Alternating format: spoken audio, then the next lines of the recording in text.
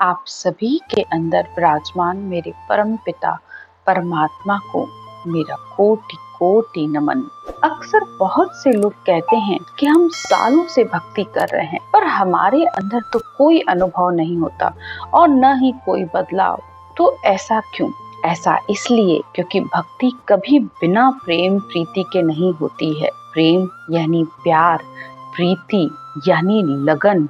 इन दोनों के बिना भक्ति नहीं हो सकती और इन दोनों के लिए भी भाव की जरूरत होती है परमात्मा के प्रति।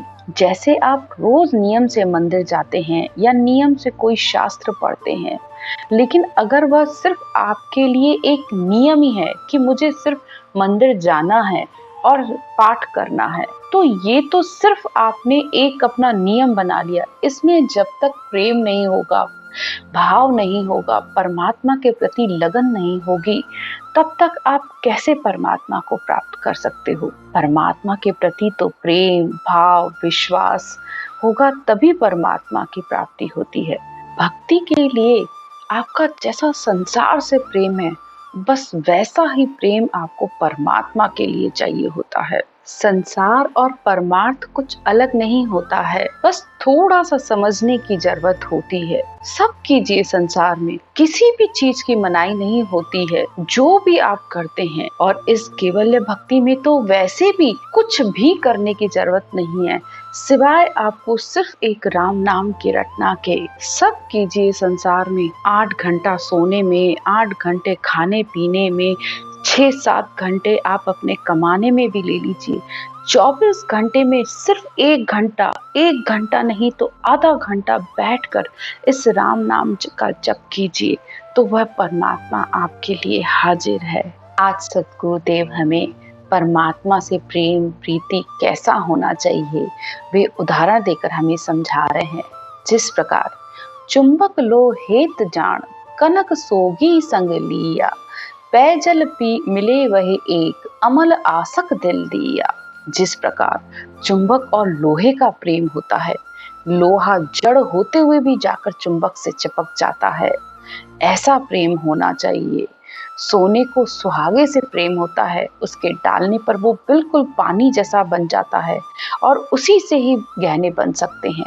अगर जब तक उसमें सुहागा न डाला जाए तो वह उससे गहने नहीं बन सकते। इसी प्रकार जैसे दूध और पानी मिलकर एक हो जाते हैं, ऐसा प्रेम होना चाहिए। जैसे अफीम खाने वाले को अफीम से बहुत प्रेम होता है, तो ऐसा प्रेम परमात्मा से होना चाहिए। ऐसी परमात्मा प्राप्ति के लिए अंदर से तड़प होनी चाहिए। आगे महाराज कहते हैं, ऐसा चितवन चाहिए साहिब सो दिन रात, जब माने सुखराम कहे हरि जन हरि की बात। तो महाराज कहते हैं कि परमात्मा की भक्ति के लिए रात दिन ऐसा प्रेम होना चाहिए, तभी परमात्मा की प्राप्ति होती है। आगे वो और उदाहरण देकर कहते हैं, औरत हेत भरतार मीन जल प्रीत पिछाए। जिस प्रकार एक स्त्री का भरतार यानी अपने पति से प्रेम होता है, मछली का जल से प्रेम होता है। अगर मछली को 1 मिनट के लिए भी बाहर निकाल दिया जाए तो वह अपने प्राण त्याग देती है, तो ऐसा प्रेम चाहिए होता है। अली चितबास पेफ जोख दर्द पर आने। जिस प्रकार भंवरे का फूलों की खुशबू से प्रेम होता है, उसे शाम होने का भी डर नहीं होता है कि शाम को ये फूल की पंखुड़ियां बंद हो गई तो वह मर सकता है, ऐसा प्रेम चाहिए। जिस प्रकार शरीर में अगर कहीं दर्द होता है तो वह जोंक जाकर वहीं चिपक जाती है, तो वह उस दर्द को सारा खींच लेती है, तो जोंक का प्रेम उससे है। इसी तरह महाराज आपके और उदाहरण देकर कहते हैं, पतंगा दीपक गेह गाया, ऐसा चितमन चाहिए साहिब सो सुन जीव, जब माने सुखराम कहे हरिजन की हरि पी। जैसे चकोर पक्षी का चंद्रमा से प्रेम होता है, वो एक क्षण के लिए भी चंद्रमा से अपनी दृष्टि नहीं हटाता है। मृग का राग से प्रेम होता है, जहाँ राग होती है वो वहीं उसके पीछे दौड़ता चला जाता है। कबूतर का कबूतरी से प्रेम होता है, सर्प का सर्पनी से प्रेम होता है।